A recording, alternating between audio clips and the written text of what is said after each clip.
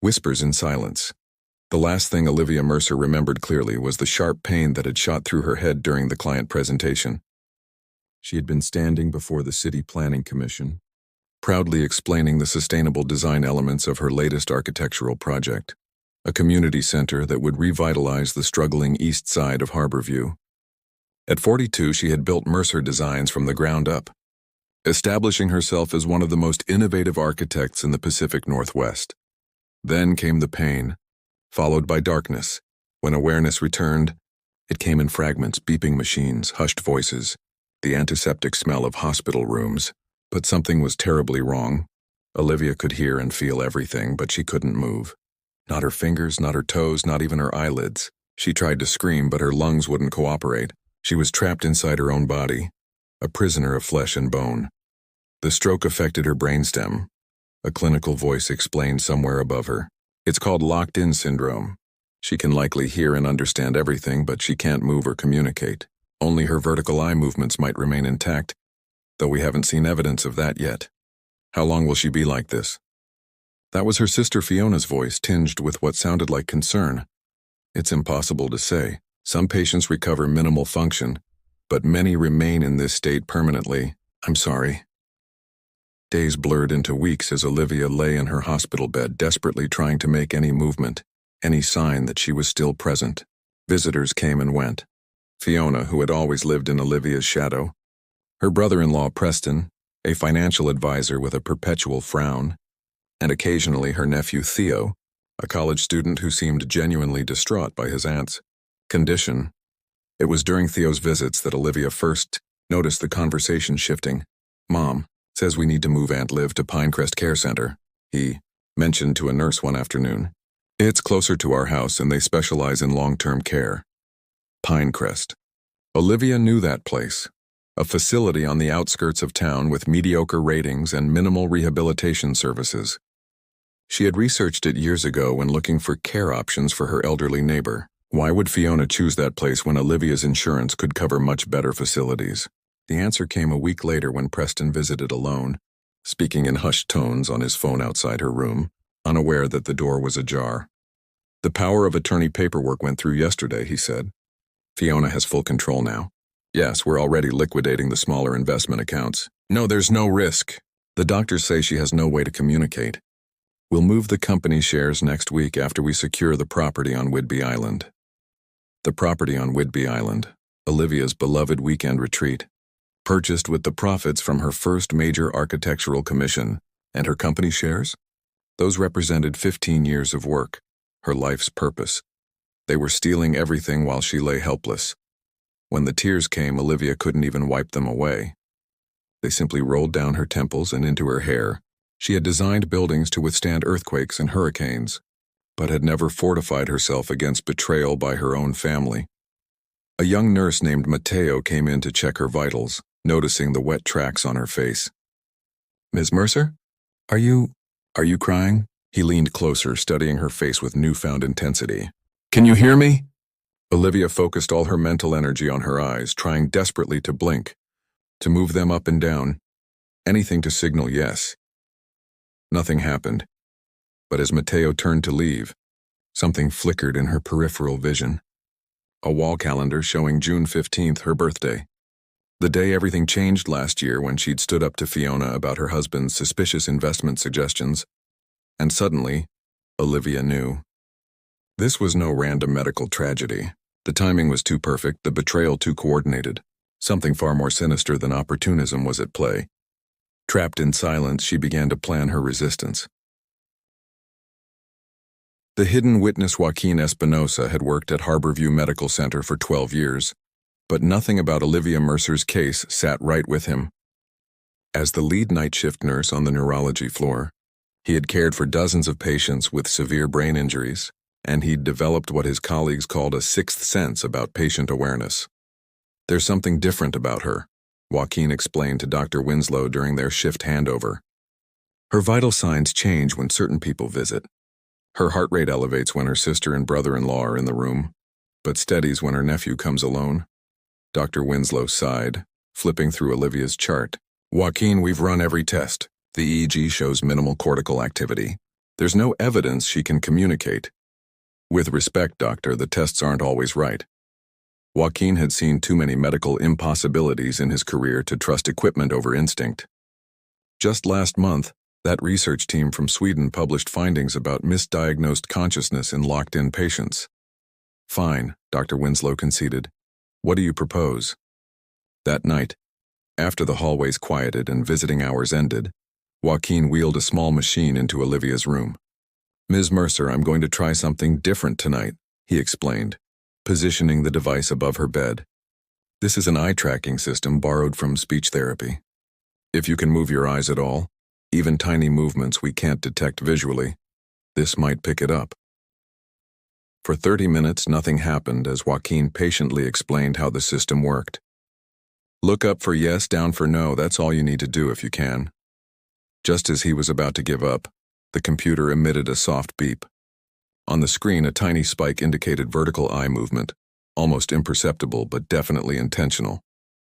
Joaquin's heart raced. Ms. Mercer, Olivia, did you just look up? Can you do it again? Another beep. Another spike. Oh my God, Joaquin whispered, tears forming in his eyes. You're in there. You can hear me. Over the next 3 nights, Joaquin secretly worked with Olivia, calibrating the eye-tracking system to detect her increasingly controlled movements. By the 4th night, they had established a reliable yes-no communication system. On the 5th night, he brought in an advanced interface that allowed her to select letters by focusing on them. Slowly, painfully, Olivia spelled out her first message. They are stealing everything, your family? Joaquin asked, his suspicions confirmed. Yes. Do you want me to contact the police? No need proof first. Is there someone else who could help? Someone you trust? Dominic Frost, business partner. Joaquin wrote down the name, promising to find him. But before he could leave, Olivia blinked out another message. Be careful. Not accident. Poisoned. A cold sensation washed over Joaquin. You're saying your stroke wasn't natural? Someone deliberately harmed you? Yes, Preston, Fiona knew. The implications were staggering. Not just theft, but attempted murder. Joaquin's mind raced through the hospital protocols he'd need to bypass to get a toxicology screen without alerting Olivia's family. As her medical power of attorney, Fiona would be notified of any tests. I'll help you, Joaquin promised, his voice dropping to a whisper as he heard footsteps approaching in the hallway. But we need to be strategic. He quickly hid the eye-tracking device in a supply cabinet just as the door opened. Fiona Mercer stood there, despite it being well past visiting hours. What are you doing in my sister's room at this hour? She demanded, her designer handbag clutched tightly against her cream-colored blazer.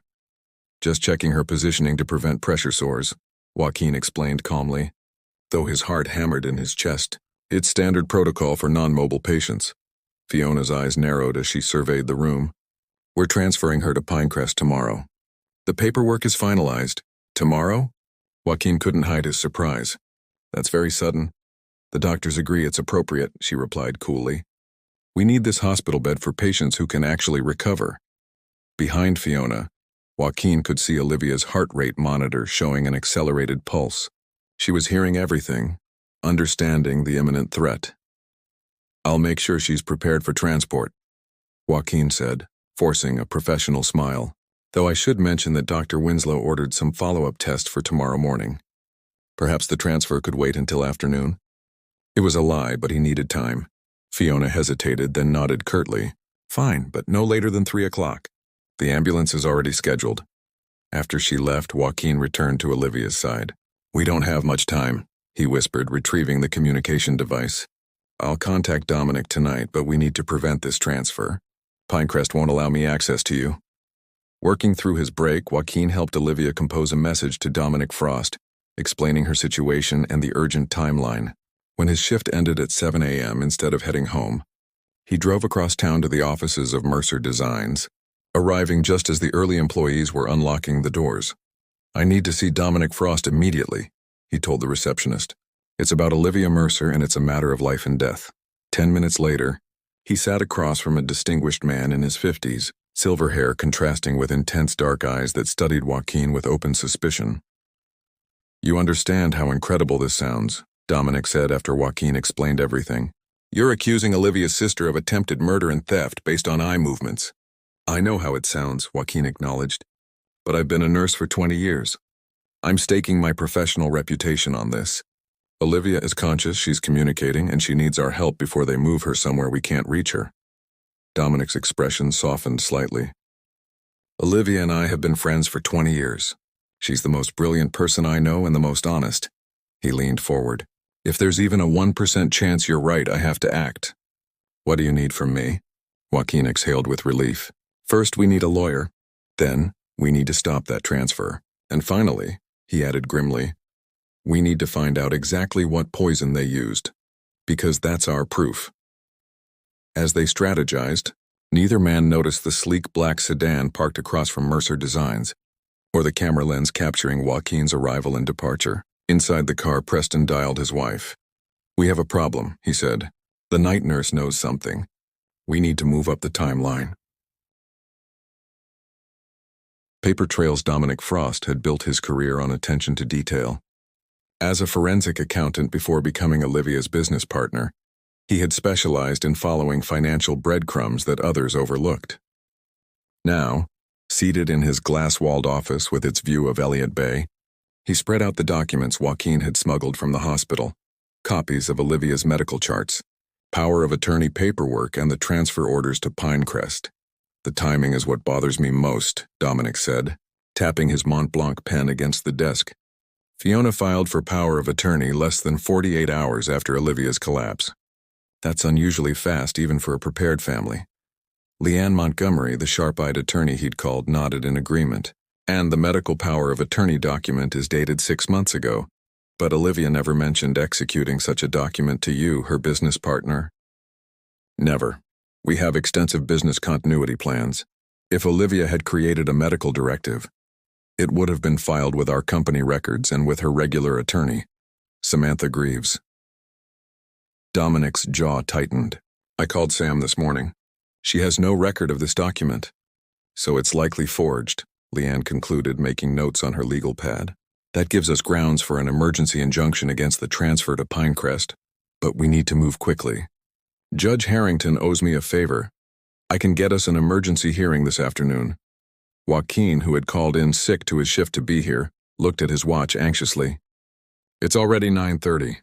The transfer is scheduled for 3. There's something else, Dominic said, opening his laptop. I've been reviewing Mercer Designs' financial records since Olivia's stroke. 3 significant wire transfers have left our corporate accounts, totaling $2.3 million. He turned the screen to show them, all authorized by Fiona, using a corporate resolution that gives her signing authority.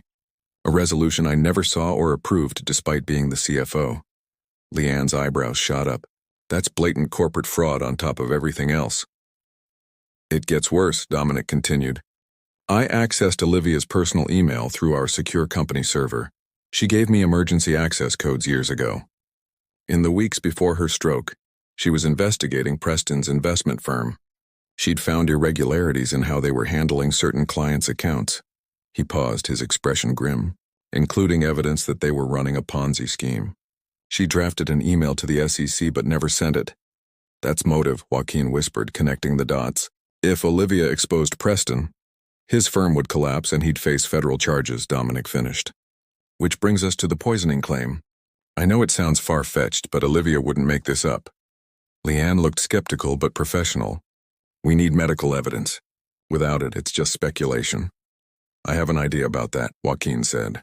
But I'll need access to the hospital lab and Olivia's original blood samples from admission. They should still be in storage. Dominic nodded.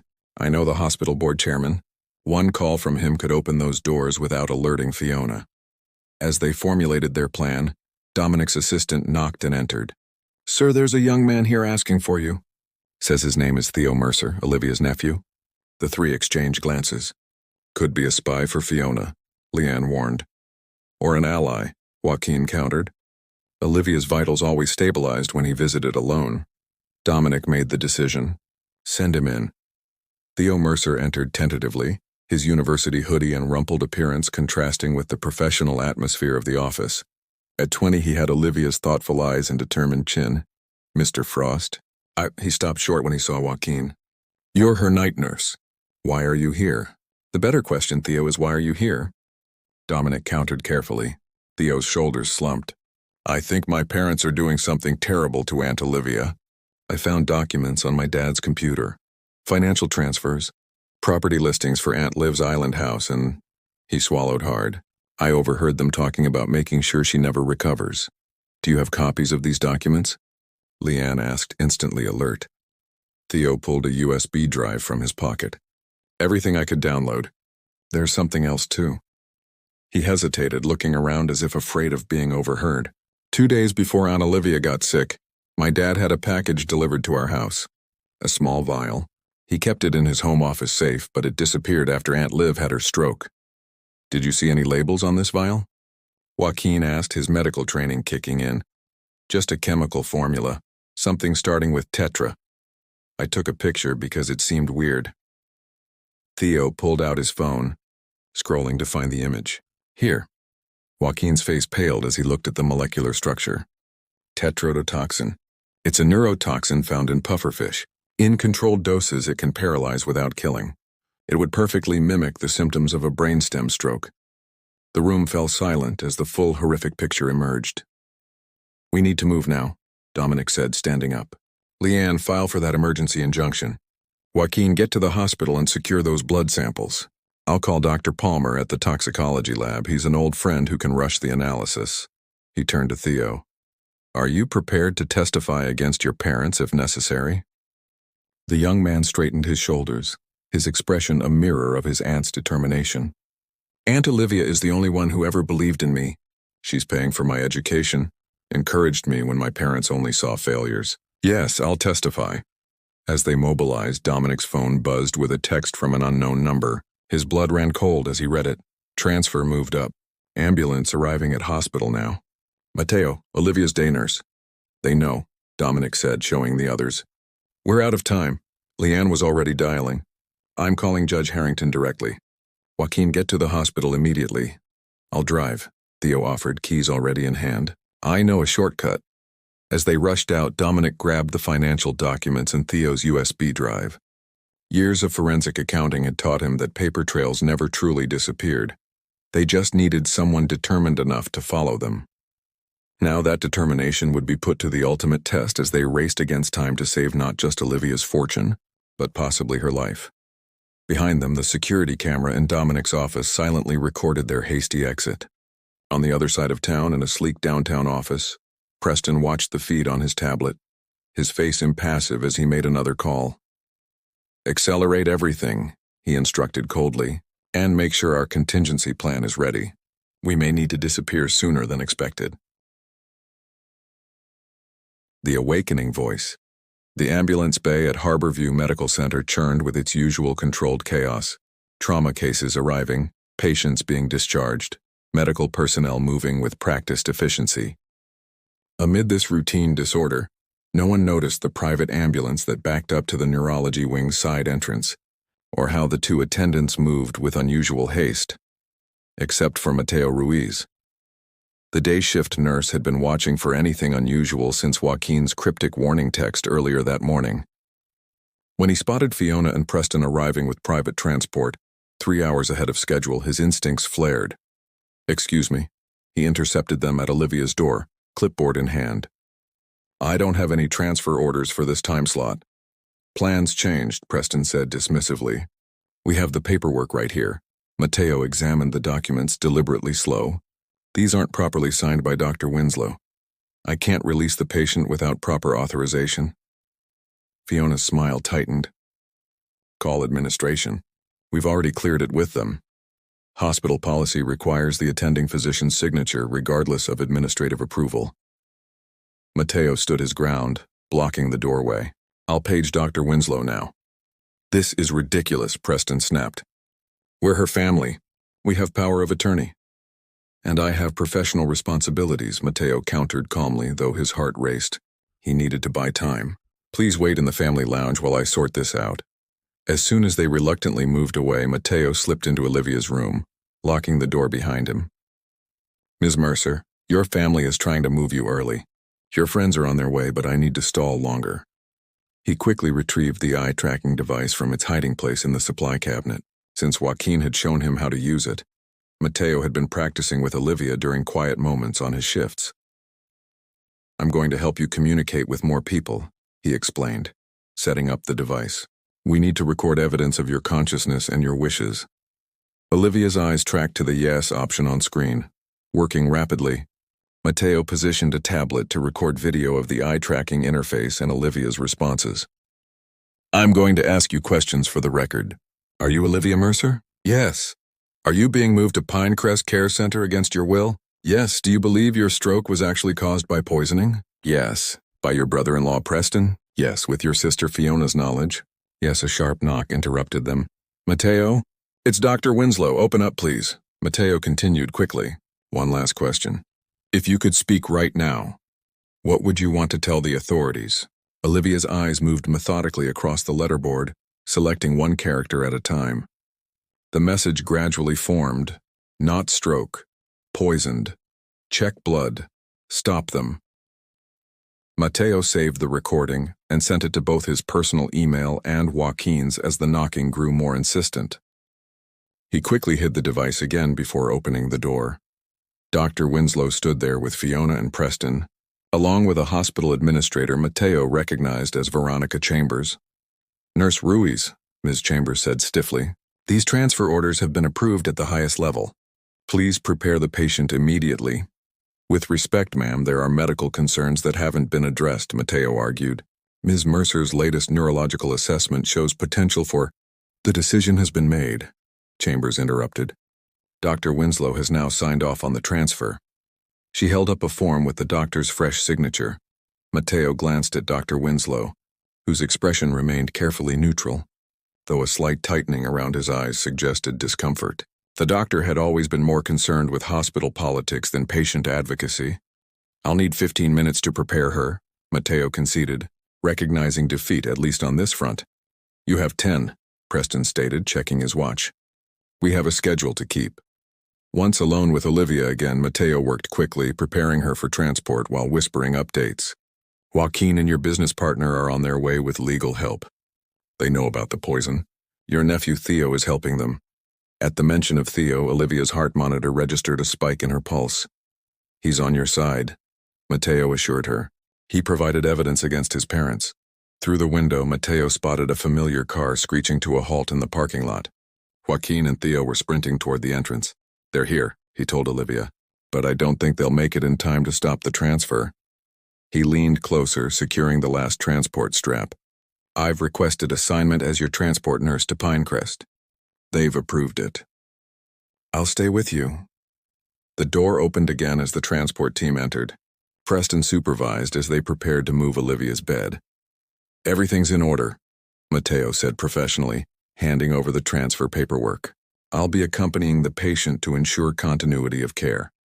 That won't be necessary, Preston replied. Pinecrest has their own staff. It's standard protocol for critical patients, Matteo insisted. Hospital policy. Before Preston could argue further, commotion erupted in the hallway. Dominic Frost's authoritative voice carried through the door, accompanied by a woman Matteo didn't recognize. We have an emergency injunction from Judge Harrington, the woman announced, striding into the room with Joaquin, Theo, and Dominic close behind. She handed official-looking documents to the startled administrator. This prohibits any transfer of Olivia Mercer pending a hearing tomorrow morning. This is absurd, Fiona sputtered. We're her family. We have medical power of attorney. A power of attorney that appears to be fraudulent, the woman, clearly an attorney, countered. I'm Leanne Montgomery representing Olivia Mercer's business interests, and we have evidence that Ms. Mercer is conscious and able to communicate her wishes, which explicitly contradict your claims. Preston's face hardened. This is a family matter. You have no standing here. Actually, they do, came a new voice from the doorway. Detective Veronica Sandoval displayed her badge. Seattle PD. We're here regarding allegations of attempted murder, fraud, and financial exploitation of a vulnerable adult. The room descended into chaos, Preston demanding his attorney, Fiona protesting their innocence, the hospital administrator trying to maintain order. Through it all, Olivia lay silent. Yet Matteo noticed her eyes were active, tracking every movement, every confrontation. Detective Sandoval approached Olivia's bedside. Miss Mercer, I understand you can communicate through an eye-tracking device. Would you be willing to make a statement using that method? Matteo retrieved the device, setting it up quickly while explaining its function to the detective. The room quieted as Olivia's first message appeared on screen. "Thank you for believing me. We need to establish your competency," Sandoval explained gently. "Can you tell me today's date?" Olivia's eyes moved deliberately. "June 17th, 3 days since they tried to move me. Who is currently in this room with you?" Olivia listed each person by name and relationship, including Matteo and Joaquin as her nurses. The accuracy of her awareness was undeniable. "Do you wish to press charges against your sister Fiona and brother-in-law Preston for financial exploitation and attempted murder?" Without hesitation, yes. In the corner, Preston's composure finally cracked. "This is ridiculous. She can't even speak." "You're all being manipulated by that machine. The machine only tracks eye movement," Joaquin explained. "It can't create responses that aren't there." "We also have this," Dominic added, handing the detective Theo's USB drive. "Financial records showing systematic theft from both Olivia's personal accounts and her company, and evidence of a neurotoxin purchase." As Preston and Fiona were read their rights and escorted from the room, Theo approached his aunt's bedside, tears streaming down his face. "I'm so sorry, Aunt Olivia. I should have realized sooner." Through the eye tracker, Olivia responded, "Not your fault. Proud of you." Detective Sandoval turned to Dominic and Leanne. "We'll need statements from everyone, and we'll require access to all financial records." "Already compiled," Dominic assured her. "But our first priority is Olivia's medical care. We believe she was poisoned with tetrodotoxin. It won't show in standard tox screens." Dr. Winslow, who had remained silent throughout the confrontation, finally stepped forward. "I'll order the specific tests immediately, and I'll consult with neurotoxicology about potential treatments." As the room gradually cleared, Matteo remained by Olivia's side, adjusting her position for comfort. "You did it," he told her quietly. "You fought back when everyone thought you couldn't." Olivia's response appeared on screen. "One careful letter at a time. Not me. Us. Thank you for hearing my silence." For the first time since her stroke, the monitor showed Olivia's heart rate settling into a calm, steady rhythm. The battle wasn't over. Recovery would be long and uncertain, but her voice, silent yet powerful, had finally been heard. Justice rekindled. 6 months after the dramatic confrontation in her hospital room, Olivia Mercer sat in her wheelchair beside the large windows of her Whidbey Island home, gazing out at the slate-gray waters of Puget Sound. Winter storms had rolled in early this year, sending waves crashing against the rocky shoreline below her property, a fitting metaphor for the turbulence she had weathered. The house, once nearly stolen from her, had been modified with ramps, wider doorways, and advanced assistive technology. On the table beside her sat the latest version of her communication device, no longer just an eye tracker, but a sophisticated brain-computer interface developed by a medical technology company that had approached her after her story made national headlines. "Your testimony starts in 30 minutes, Dominic reminded her, setting a cup of tea within reach of her right hand. After months of intensive rehabilitation, Olivia had regained limited movement in that hand, enough to operate a modified joystick on her wheelchair and hold lightweight objects. "Nervous?" he asked, though he already knew the answer. In the 20 years of their friendship and partnership, he had never known Olivia to fear a challenge. Using her new device, Olivia's synthesized voice replied, "Not nervous, ready?" The voice wasn't her original one. It had been constructed from recordings of her presentations and interviews from before the poisoning. It carried her characteristic confidence and slight rasp, a technological miracle that had brought tears to her eyes when first demonstrated. Today marked the beginning of Preston and Fiona's trial for attempted murder, fraud, and elder abuse. Though preliminary hearings had been held months ago, this would be Olivia's first opportunity to testify against them in open court. Her medical journey had been arduous, a fact that prosecutors intended to emphasize to the jury. The doorbell rang and Joaquin entered, followed by Matteo. Both nurses had remained integral parts of Olivia's recovery team, eventually leaving their hospital positions to work with her full-time as she established the Mercer Foundation for Locked-In Patient Advocacy. "The accessible van is ready whenever you are," Joaquin said, his familiar gentle manner unchanged despite his new title as the Foundation's clinical director. Mateo, now the research coordinator, held up a tablet. Final rehearsal for the prosecutor's questions? Olivia shook her head slightly. No more practice. Just be with me.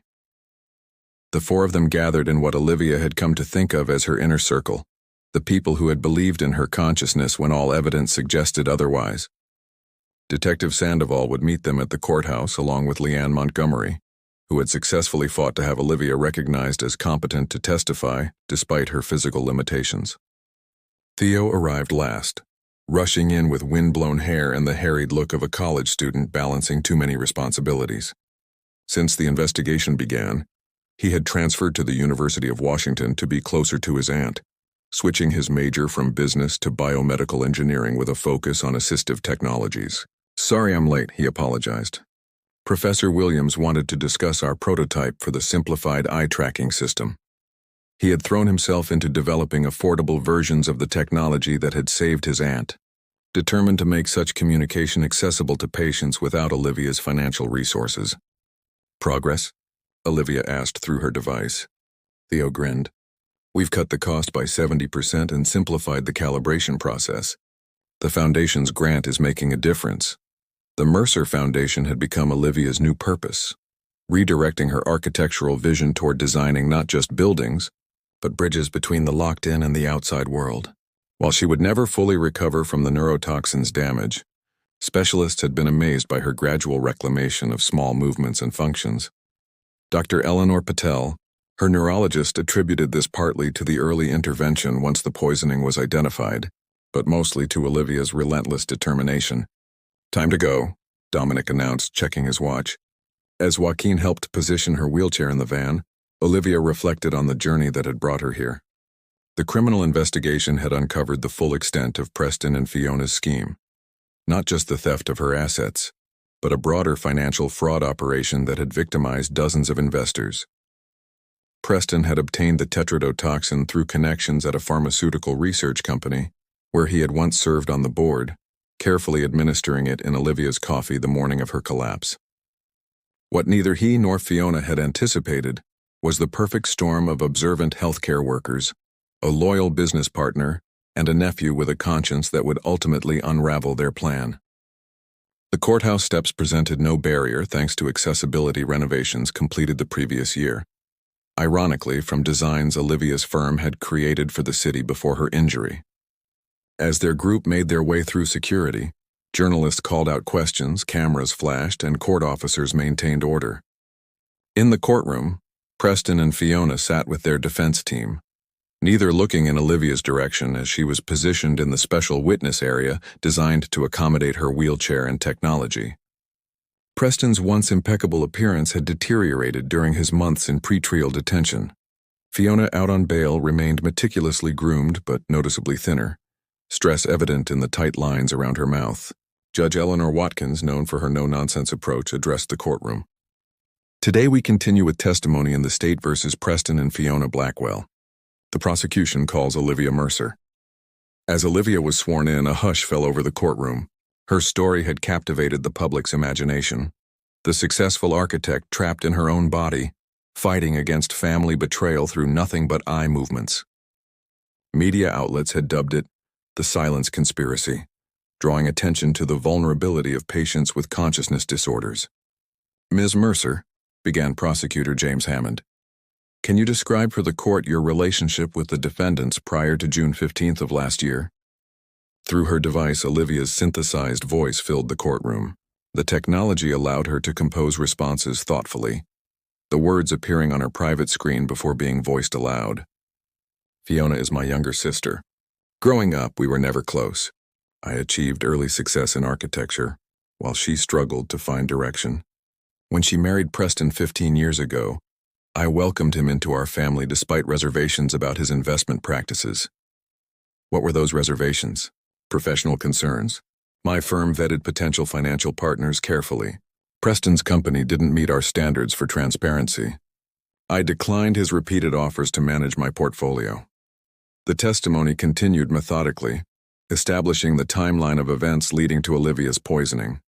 She described discovering irregularities in Preston's investment firm, her decision to alert authorities, and her last clear memory, the searing pain that had struck during her presentation.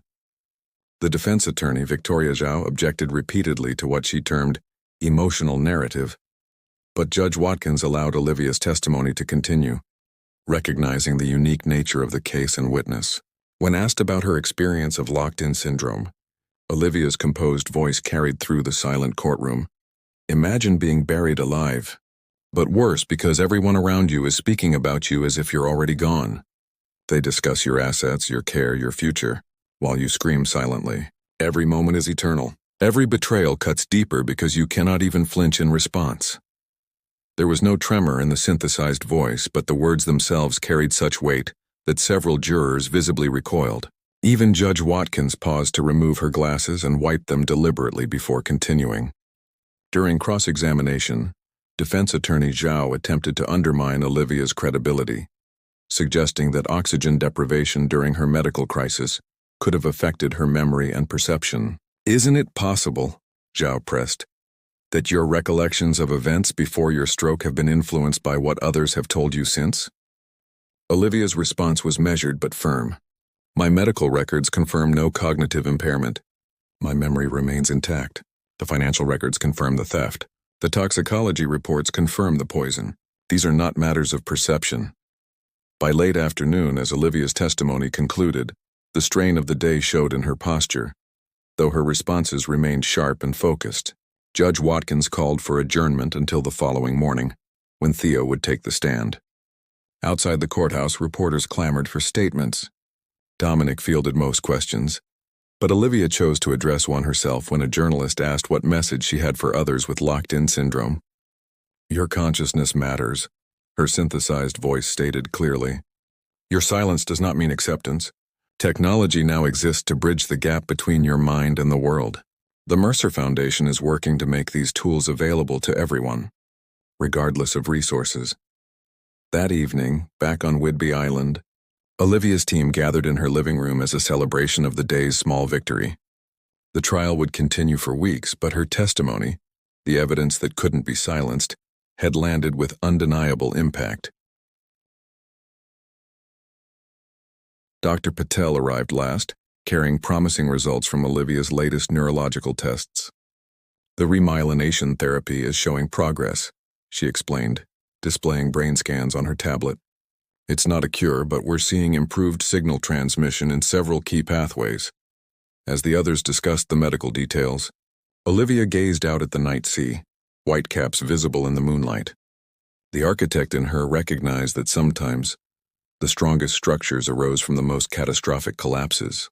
Her body remained largely immobile, her voice synthetic, but her influence had never been more powerful. Through her foundation, 3 patients with similar conditions had already received communication technology they couldn't otherwise afford.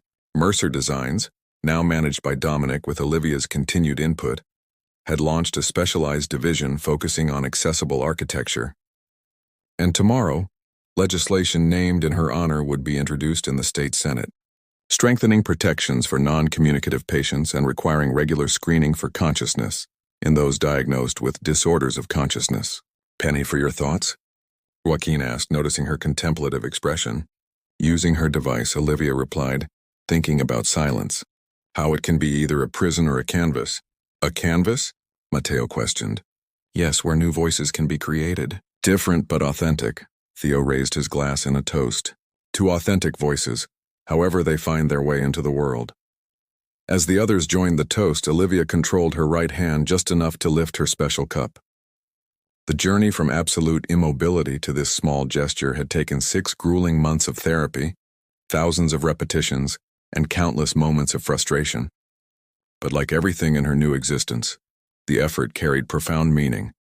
Each movement a declaration that neither poison nor betrayal could silence her will to communicate, to connect, to continue reshaping her world. Justice would take its course in the courtroom. The foundation would expand its reach. Technology would continue to evolve. But tonight, in this moment of community with those who had believed in her consciousness when all evidence suggested its absence, Olivia found something that transcended justice or vindication. She found recognition of her essential self, unchanged by paralysis, undiminished by trauma, and finally, irrefutably heard.